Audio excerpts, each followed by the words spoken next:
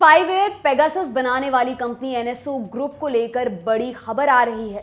Group ने कई देशों को अपने सॉफ्टवेयर का इस्तेमाल करने से रोक दिया है। ये जानकारी अमेरिकी मीडिया कंपनी एनपीआर को एनएसओ ग्रुप के ही एक कर्मचारी ने दी है।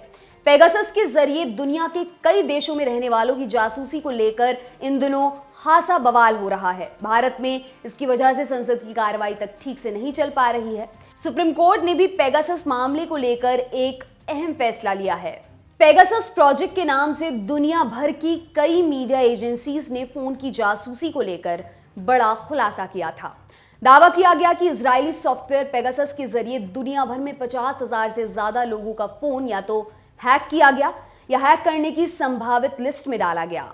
इसमें दुनिया भर के कई बड़े नेता और प्रभावशाली लोग शामिल हैं। इसे लेकर दुनिया भर में तीखी प्रतिक्रिया देखने को मिली। फ्रांस के राष्ट्रपति मैक्रोन ने तो इजराइल के पीएम को फोन लगा दिया। कई देशों ने जांच के आदेश दे दिए। इसके बाद खबर यह आई कि इजराइल सरकार ने पेगासस स्पाईवेयर बनाने वाली कंपनी एनएसओ के तेल अवीव स्थित ऑफिस पर छापा मारा है। इन सब खबरों के बीच 29 जुलाई को एनएसओ के एक कर्मचारी ने अमेरिकी मीडिया कंपनी एनपीआर से बात करते हुए ये दावा किया। कुछ क्लाइंट्स की जांच की जा रही है। इनमें से कुछ क्लाइंट्स को अस्थायी तौर पर सस्पेंड भी किया गया है। मतलब ये है कि एनएसओ कंपनी ने कुछ देशों की एजेंसियों को पेगासस स्पाईवेयर का इस्तेमाल करने से फिलहाल रोक दिया है। हालांकि कर्मचारी ने उन एजेंसियों और देशों के बारे में नहीं बताया जिन पर यह कार्रवाई हुई है।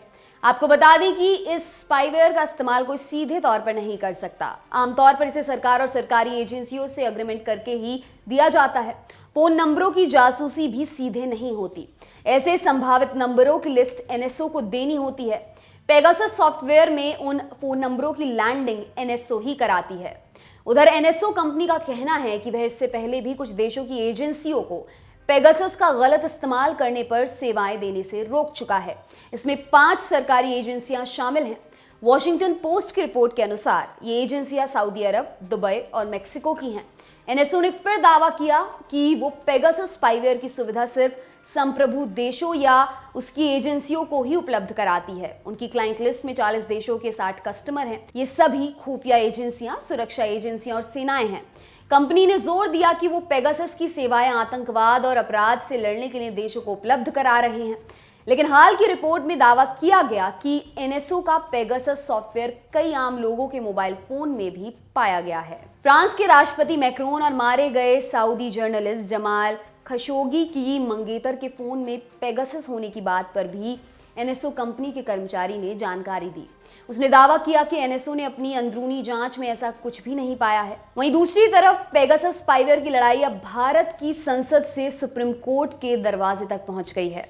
गुरुवार 30 जुलाई को सुप्रीम कोर्ट के चीफ जस्टिस एनवी रमन्ना की बेंच के सामने पेगासस जासूसी मामले को उठाया गया, जिस पर चीफ जस्टिस ने कहा कि वह अगले हफ्ते इस मामले को सुनेंगे। वरिष्ठ वकील कपिल सिब्बल ने जस्टिस रमन्ना के सामने इस मुद्दे को रखा। उन्होंने वरिष्ठ पत्रकार एन राम द्वारा दाखिल याचिका का जिक्र किया।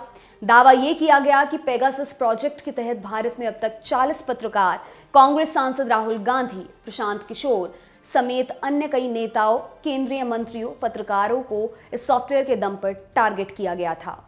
आपके लिए तमाम जानकारी लाए हैं हमारे साथी अमित। मेरा नाम है दिव्यांशी। देखते रहिए दी लल्लन टॉप। शुक्रिया।